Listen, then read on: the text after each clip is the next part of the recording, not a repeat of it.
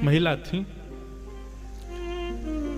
पता नहीं क्यों उनके हृदय में एक अदृश्य से ठाकुर जी के प्रति प्रेम प्रकट हो गया। एक दिन सहज ही अपने पति से कहा, मुझे वृंदावन जाना है। पति ने कहा, ठीक है, कल तुम्हारी व्यवस्था कर देते हैं, वृंदावन चली जाओ। ज्यादा नहीं, 50, 60, 100 वर्ष पुरानी बात होगी, ज्यादा से ज्यादा। लेकिन मैं केवल जाके दर्शन करके वापस आने के लिए नहीं मांग रही हूं आज्ञा, मैं सदा के लिए वृंदावन ही रहूंगी, मैं वापस नहीं आऊंगी। पति ने पहले तो बहुत मना किया, बहुत दिन तक उसकी आज्ञा का, बोले ऐसे कैसे जाने दूंगा, कहां रहोगी, क्या बोले वो नहीं पता, बस मुझे वृंदावन जाने दो। जब स्थिति ऐसे होने लगी, कृष्ण विरह का ज्वर चढ़ने लगा, बुखार आने लगा, किसी भी औषधि से भी वो बुखार दूर नहीं होता था, तो पति ने यही सोचा, उसी में भलाई है कि इनको वृंदावन भेजो। और वृंदावन आई। श्री राधा रमण जी की अनन्य भक्त, सदा उन्हीं के दर्शन करते, उन्हीं की लीला का अनुभव करते।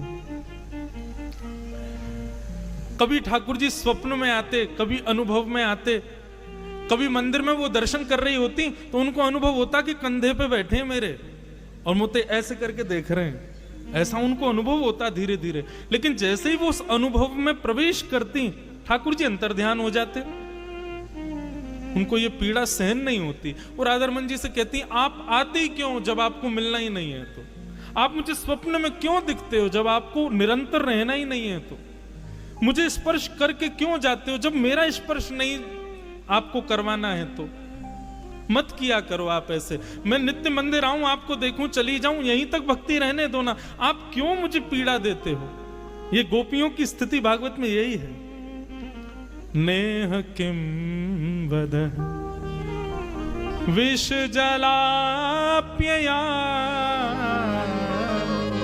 व्याल राक्षसा वर्षमारुता वैद्युतान लाल। गोपी गीत, गोपी गीत में गोपियां क्या कहती हैं, नाथ हमको अकेले इस वन में छोड़ के आप अंतर्ध्यान हो गए, अगर इसी प्रकार हमको मारना था तो कालियानाग से क्यों बचाया, इंद्र ने वर्षा की, गिरिराज पर्वत क्यों उठाया, तृणावर्त, सक्टासुर, इतने सारे राक्षस ब्रज में आए हमको मारने के लिए, आपने हमको उनसे क्यों बचाया जब आपको ऐसे ही मारना था हमको। तो वही बात गिरिजा देवी कहने लगी, हे राधा रमण, आपको नहीं समझ आता है, लेकिन आप जब स्वप्न में आके अंतर ध्यान होते हो, मुझे छू के चले जाते हो, मुझे बार बार अनुभव, उसके बाद मेरी जो स्थिति होती मैं कैसे बताऊं, प्राण निकल जाएंगे मेरे किसी दिन, ऐसा मत करो। एक दिन महामंत्र का जाप कर रही थी, हरे कृष्ण कृष्ण कृष्ण हरे हरे, हरे राम राम राम हरे हरे। महामंत्र का जप निरंतर करती थी, और जब वो जप करने बैठती तो कभी हाथ से माला छूट जाए, कभी उनको नींद सी आने लग जाए, कभी पीछे से नोच के भग जाए ठाकुर जी, ऐसे कुछ ना कुछ करते थे।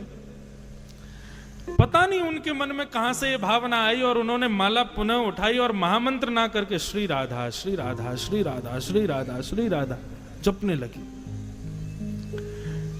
जैसे ही श्री राधा नाम का उच्चारण करना उन्होंने प्रारंभ किया, किसी ने उनको कहा नहीं, किसी ने उनको बोला भी नहीं, पर सहज ही उन्होंने शुरू कर दिया।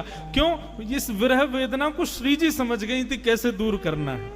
बहुत ध्यान से सुनना क्या हुआ। जैसे श्री राधा राधा राधा जपने लगी तो गिरिजा देवी एक गोस्वामी जी के यहाँ किराए पर रहती थी, नीलमणि गोस्वामी जी के घर पर किराए पर रहती थी। वो गोस्वामी जी को ज्वर चढ़ा था, वो लेटे हुए थे अपने बिस्तर पर। अचानक बिस्तर पर लेटे लेटे उनको पता नहीं क्या हुआ, वो कहने लगे, गिरिजा देवी को बुलाओ, गिरिजा देवी को बुलाओ, गिरिजा देवी को बुलाओ।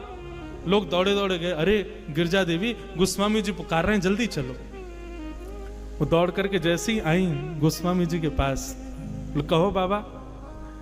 तो गोस्वामी जी रोते रोते बोले, अब तुम मुझे छोड़ दोगी, तुम मेरा नाम नहीं जपोगी, तुम श्री जी को ही ध्याओगी, तुम श्री जी को ही पुकारोगी, मेरा नाम नहीं बोलोगी। ये भाव सुनते ही गिरिजा देवी स्तब्ध हो गई, बोले ये हुआ क्या?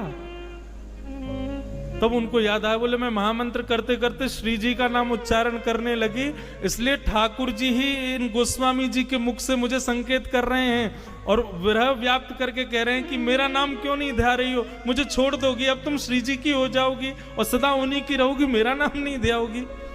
तुरंत उन्होंने बैठ करके महामंत्र का जप किया। जैसे ही महामंत्र किया तो तब गोस्वामी जी ठीक हुए। तब उनको चाबी पता चल गई ठाकुर जी की। बोले अच्छा तो ये बात है, मतलब ठाकुर जी महामंत्र आदि ये सब ठाकुर जी के नाम है, सब अत्यंत श्रेष्ठ हैं। भगवत कृपा तब तक होगी नहीं जब तक उनके नाम गुरु प्रणाली से नहीं लो।